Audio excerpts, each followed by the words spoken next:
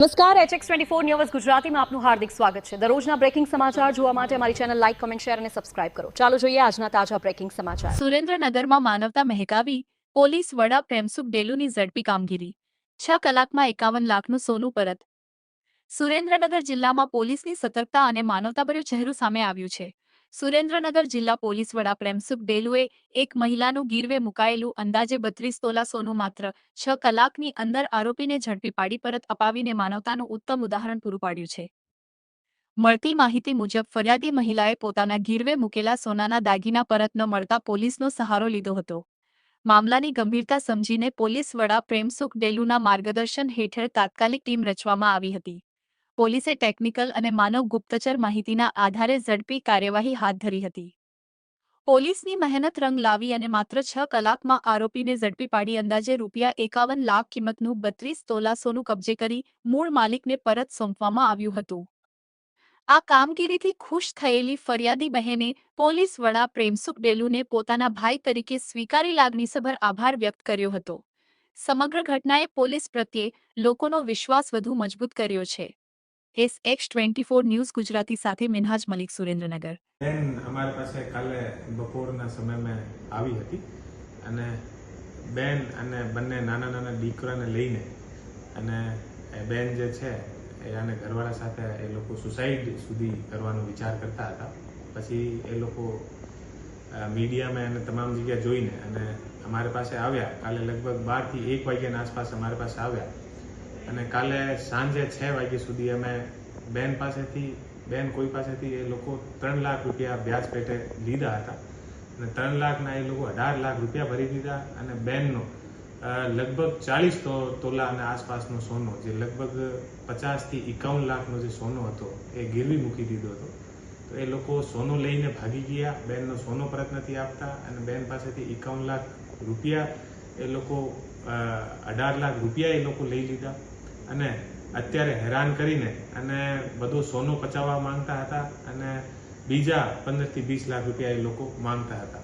તો એ કાલે અમારી પાસે આવ્યા તો city A division PI Solanki અને આને સાથે સ્ટાફ મળીને અને 6 કલાકની અંદર તમામ જગ્યાથી જે સોનો હતો, છેલ્લા 5 થી 7 વર્ષથી આ બેનની આ સમસ્યા હતી, તો પોલીસ દ્વારા ફક્ત 6 કલાકની અંદર મહેનત કરીને તમામ સોનાના જે દાગીના છે લગભગ 50 થી 60 લાખ રૂપિયાના એ અત્યારે બેનને પરત લાવીને આપ્યા છીએ।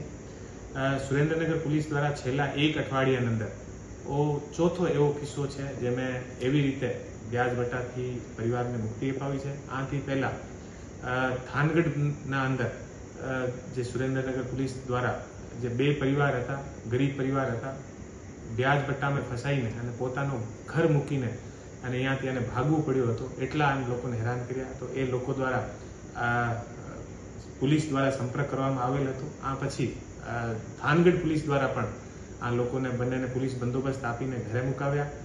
બધો જે વ્યાજ વટા હતા આ લોકોને ઉપર કાર્યવાહી કરીને અને અત્યારે એ પરિવાર ખુશીથી બંને પરિવાર જે છે ત્યાં થાનગઢમાં રહી રહ્યા છે। ત્રીજો જે કિસ્સો છે, અત્યારે એક વિકલાંગ, એક દિવ્યાંગ જે દંપતી હતા એ અમારી પાસે આવ્યા। અમને એવી સૂચના મળી કે એવા 2 દિવ્યાંગ દંપતી આવ્યા છે, એ પોતાનો ઘર ફેરી કરીને ગુજરાન ચલાવતા હતા। આનો મકાન વ્યાજ વટાની અંદર એક માણસ પચાવવા માંગતો હતો। પોલીસ દ્વારા ફક્ત 5 થી 6 કલાકની અંદર આના તમામ ઘરના કાગળિયા પરત અપાવ્યા છે અને કાલે ધ્રાંગધ્રાની અંદર સાંજે હું જ્યારે ઓફિસના સમય પૂરો કરીને ઘરે જતો હતો તો રસ્તાના અંદર મને એક ઇકો ગાડીમાં એ લોકો સામે આવ્યા અને ઉતરીને ભાગીને અમારી તરફ આવતા હતા। તો અમે આને સાંભળ્યા। પછી 10,000 રૂપિયાના વ્યાજના ચક્કરમાં આ માણસના સ્કૂટર અને બધું એ લોકો દ્વારા લઈ લેવામાં આવ્યો હતો। તો તુરંત અમે SDPO ધ્રાંગધ્રાને કહીને અને ફક્ત 5 થી 7 કલાકની અંદર આનો સ્કૂટર પરત અપાવ્યો, ગુનેગારો ઉપર ગુનો દાખલ કર્યો અને આ ફેમિલીને પણ એ લોકો હતા અને સાથે પણ જે બીજા લોકો આવતા હતા એ આને ઓળખતા નથી હતા, પણ એ કીધું કે સાહેબ આ માણસ અત્યારે છેલ્લામાં કંટાળીને અને સુસાઇડ કરવાને જતો હતો, અમે આપણે પાસે લઈને આવ્યા છીએ અને 6 કલાકમાં આનો તમામ જે વસ્તુ હતી આનો અમે લોકો નિકાલ કરી દીધો।